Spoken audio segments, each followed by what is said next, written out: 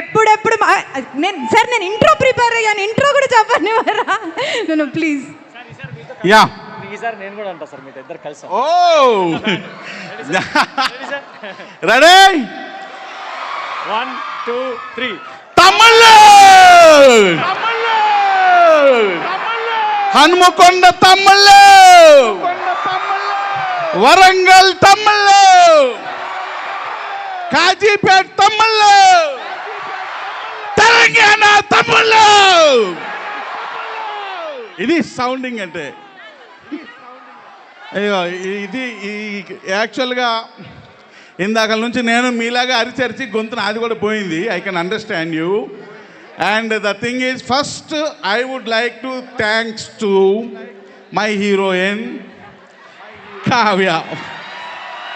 ఎందుకంటే లాస్ట్ ఫంక్షన్లో నువ్వేం మాట్లాడలేదు అన్నానని 3 o'clock నుంచి ప్రిపేర్ అయ్యిందంట.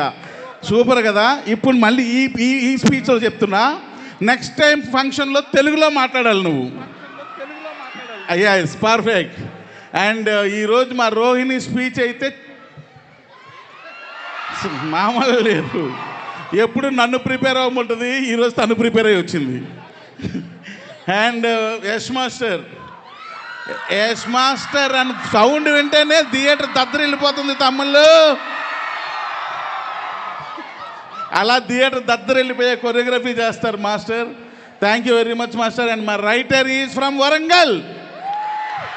సో మా writer extraordinary story and dialogues ఇచ్చారు. అండ్ మా Avish garu and extraordinary performance also given. అయితే ఈరోజు అకేషన్ సాంగ్ రిలీజ్ కాబట్టి ఆ సాంగ్ గురించి చెప్పాలి. అంత మంచి ట్యూన్ ఇచ్చిన మెక్కిజే మేయర్కి thank you. And super lyrics రాసిన కాసర్ల శ్యామన్న థ్యాంక్ యూ. దీనికి అద్భుతంగా కొరియోగ్రఫీ చేసిన విజయ్ పొలాకి థ్యాంక్ యూ. ఈ సాంగ్ని ఇంత పెద్ద అరుపులతో సక్సెస్ చేసిన మీ అందరికీ.